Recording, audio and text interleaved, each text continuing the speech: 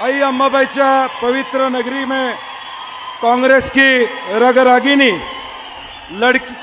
लड़की हूँ लड़ सकती हूँ ये नारा देके जिन्होंने हमारी माता और बहनों का प्रेरित किया, वैसी हमारी दीदी आदरणीय प्रियंका जी का मैं कोल्हापुर में तहे दिल से स्वागत करता हूँ।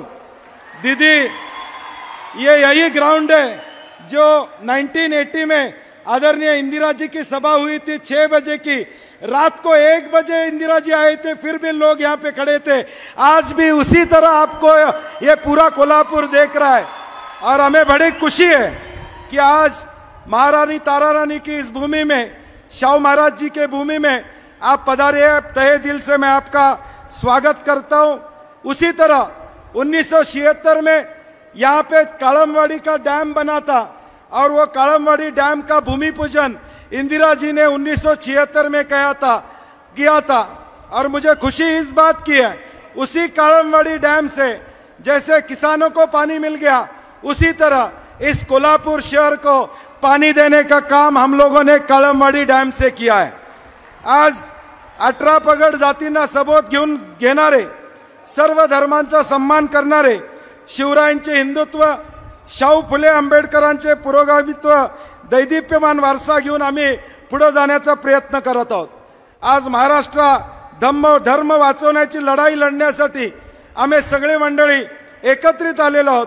ही निवडणूक महाराष्ट्राच्या स्वाभिमानाची आहे, महाराष्ट्राच्या अस्मितेची आहे आणि म्हणून या महाराष्ट्राच्या एकात्मतेसाठी ही आत्ताची निवडणूक अत्यंत महत्त्वाची आहे। आज महाराष्ट्रामध्ये हिथं बसलेल्या महाविकास आघाडीच्या सगळ्या कार्यकर्त्यांना मला सलाम करायचा आहे। खरे निष्ठावंत तुम्ही आहात, जे या महाराष्ट्रामध्ये फोडाफोडीचं राजकारण झालं, परंतु काँग्रेस असू दे, राष्ट्रवादी असू दे, शिवसेना असू दे, या तिन्ही पक्षावर प्रेम करून निष्ठावंतांची फळी आज आपण इथं उपस्थित आहात। या कोल्हापूरमध्ये माता भगिनींचा सन्मान न करण्याची भूमिका अनेक मंडळी या ठिकाणी भाषणाच्या माध्यमातून घेतात, त्यांना त्यांची जागा दाखवून देण्याची वेळ या 20 तारखेला या ठिकाणी आलेला आहे। यावेळी या राज्यामध्ये महागाई, बेरोजगारी यामुळे जनतेचं कंबरड मोडलेलं, याची जाणीव आपल्या सगळ्यांना आहे। हजारो प्रकल्प, लाखो कोटीचे प्रकल्प आज गुजरातला या महायुतीच्या सरकारनं नेण्याचं पाप त्या ठिकाणी केलेलं आहे। स्पर्धा परीक्षा, MPSC देणाऱ्या मुलामुलींचे आंदोलन, या राज्याच्या इतिहासामध्ये जेवढी आंदोलनं झाली नव्हती तेवढी महायुतीच्या काळामध्ये दुर्दैवानं त्या ठिकाणी झाली। आणि म्हणून या राज्याला दिशा देण्यासाठी महाविकास आघाडी म्हणून आम्ही पंचसूत्री घेऊन आलेलो आहे। पंचसूत्री में जो लिखा है, जो हमने आश्वासित किया है, उसका विवेचन आदरणीय दीदी करेंगे, मैं उसके ऊपर बात नहीं करूंगा।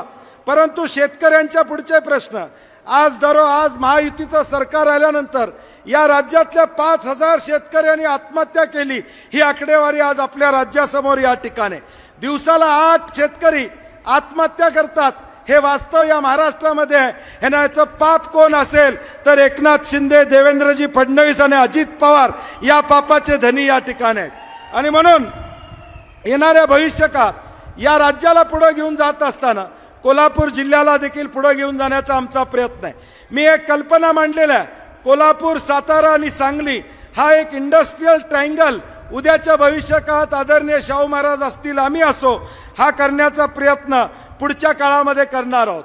या जाहीरनाम्यामध्ये 100 युनिट पर्यंत वीज मोफत असू दे, MPSC ला बसणाऱ्या विद्यार्थ्यांना वर्षामध्ये किती परीक्षा द्या, एकच परीक्षा शुल्क भरावं लागेल एकदा, ही तरतूद असू दे, किंवा पहिल्या वर्षी 2.5 लाख नोकर भरती असू दे, शेतकऱ्यांची कर्जमाफी असू दे, 6 सिलेंडर 500 रुपये देण्यामध्ये असू दे, अशा सगळ्या चांगल्या गोष्टी आणण्याचा प्रयत्न आमचा आहे। मी ज्यावेळी सांगली, कोल्हापूर आणि सातारा म्हणलं, हा इंडस्ट्रियल कॉरिडॉर करत असताना या कोल्हापूरची कलानगरी पुढे नेण्याचा प्रयत्न आमचा असणार आहे। फॅशन टेक्नॉलॉजी इन्स्टिट्यूट सारखी एखादी इन्स्टिट्यूट या शाहू मिलमध्ये आणण्याचा आमचा प्रयत्न असणार आहे।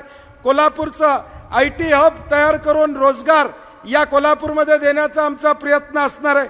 उद्योग नगरी म्हणून कोल्हापूरची स्थापना त्या काळामध्ये शाहू महाराजांनी केली। 2.0 या धर्तीवर इलेक्ट्रिकल व्हेकल मॅन्युफॅक्चरिंगची सुरुवात ऑलरेडी कोल्हापूरमध्ये झालेली आहे। मोटो हाऊस म्हणून ही कंपनी 18 तारखेला पहिली इलेक्ट्रिक बाईक आपल्या कोल्हापूरमध्ये या ठिकाणी येणार आहे आणि हीच परंपरा पुढे घेऊन जाण्याचा प्रयत्न औद्योगिकदृष्ट्या आमचा प्रयत्न येणाऱ्या भविष्यकाळात असणार आहे। या जिल्ह्यातल्या शेतकऱ्याला न्याय देणं, सांस्कृतिक न्याय देणं, आई अंबाबाईचा मंदिराचा या ठिकाणी तिथं विकास असेल, नरसिंहवाडीचा विकास असेल, त्या ठिकाणी चित्रदुर्ग मठाचा विकास असेल, आदमापूरचा असेल, बाहुबलीचा असेल, या सगळ्या तीर्थक्षेत्राचा विकास करण्याची भूमिका आमची या ठिकाणी राहणार आहे। छत्रपती शिवाजी महाराजांचे किल्ले जतन करणं हे एक उद्दिष्ट उद्याच्या भविष्यकाळात असणार आहे आणि या कोल्हापूरला एक क्रीडा नगरी म्हणून जी परंपरा आहे ती क्रीडा नगरी करण्याचा आमचा प्रयत्न असणार आहे।